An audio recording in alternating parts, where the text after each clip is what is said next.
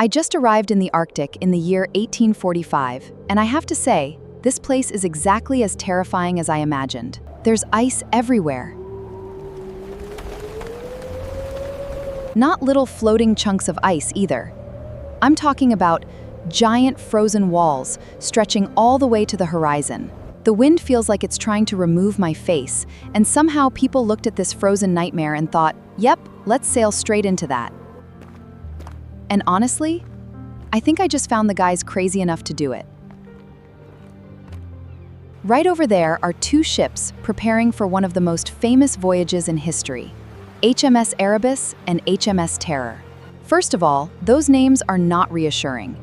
Erebus literally means darkness. If your expedition starts with ships named Darkness and Terror, maybe that's a sign to stay home. But nobody here seems worried. The crew is loading supplies, officers are giving orders, and standing proudly at the center of it all is Sir John Franklin, a veteran explorer who is absolutely convinced he can accomplish something nobody else has managed to do. Find the Northwest Passage. For centuries, European explorers have been obsessed with finding a shortcut through the Arctic that connects the Atlantic and Pacific Oceans. On maps, it looks simple. In reality,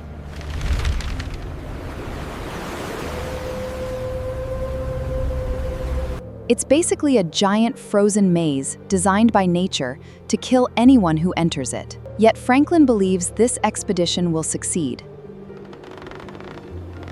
And looking at these ships, I can see why. These aren't ordinary wooden sailing vessels.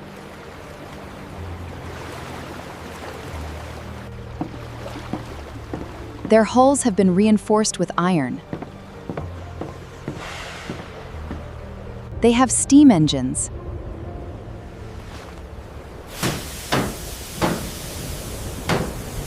They have heating systems. They can even produce fresh water.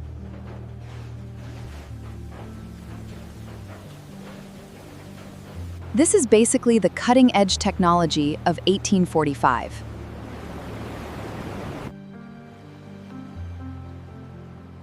And the crew? There are 129 men aboard. Sailors, engineers, officers, and Marines. Everyone seems confident. Everyone seems excited. Nobody has any idea they're about to become one of history's greatest mysteries. The ships are leaving England now. Families are waving goodbye. The crew is cheering. Franklin is standing proudly on deck. And if I knew what was about to happen, I'd probably be screaming at all of them to turn around. Because this is the last time most of these men will ever be seen alive. The expedition sails across the Atlantic and stops in Greenland to collect additional supplies. Everything still seems normal.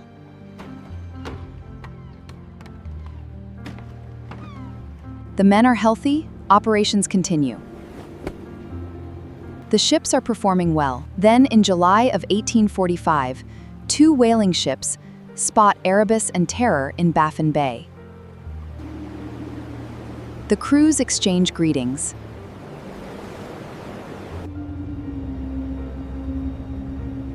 The weather looks good. The expedition continues toward the Arctic.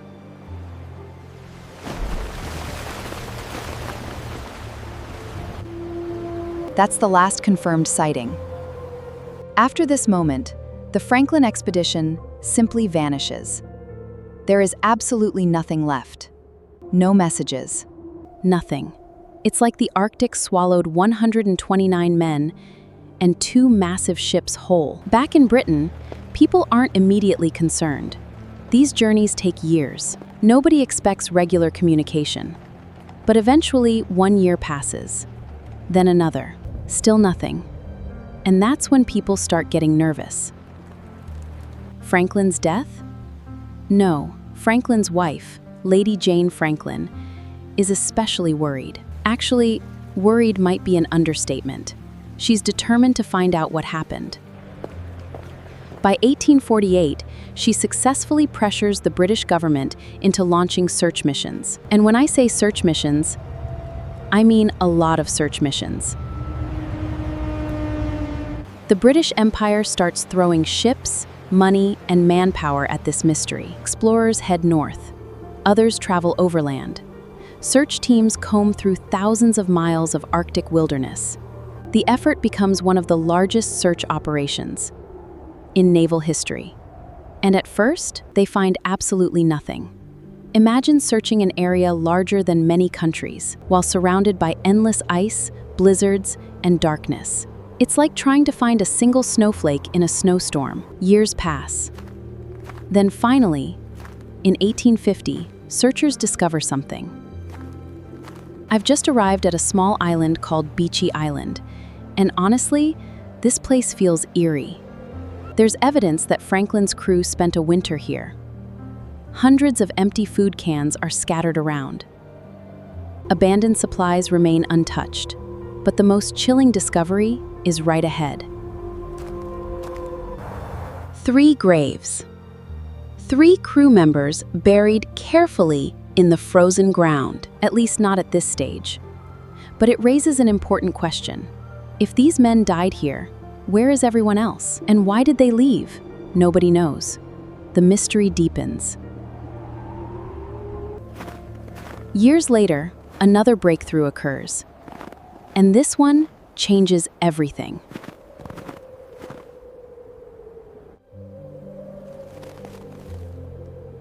I've just met a group of Inuit hunters on King William Island. Unlike European searchers, these people actually live here. They know the land, they know the ice, and they have stories. Stories about strange white men wandering across the Arctic. The Inuit describe groups of exhausted sailors dragging boats over the ice. The men are starving. They appear confused. Some seem barely capable of speaking. Others are carrying items that make absolutely no sense. Silverware, heavy equipment, personal possessions, things that would only slow them down. One Inuit account describes men behaving almost like zombies. Another claims they discovered camps filled with dead bodies. Some of those bodies showed evidence of cannibalism. Back in Victorian London, these horrific accounts cause absolute outrage. People refuse to believe it. They dismiss the Inuit stories as primitive lies, completely defending the honor of the Royal Navy. But the truth cannot be ignored forever. In 1859, the ultimate breakthrough finally occurs. An expedition led by Francis Leopold McClintock reaches King William Island, searching for definitive evidence of the lost Franklin expedition. They find a small stone cairn. Inside that cairn is a metal canister containing a single paper document. The first message is written in May 1847. It is highly optimistic, stating, "All well." This paper is known today as the Victory Point Note. It contains 2 separate messages, and this second note completely changes the story. It states the ships have been trapped in ice for over a year, and then comes the most devastating part of the entire note. Sir John Franklin is dead. The crew has abandoned the vessels. They are now walking across the frozen desert, trying to reach safety. He passed away in June 1847, just a few weeks after that first optimistic message was written. With their leader gone and the ships permanently frozen, the remaining crew decided their only chance was to walk. That is a massive decision. Ships are shelter.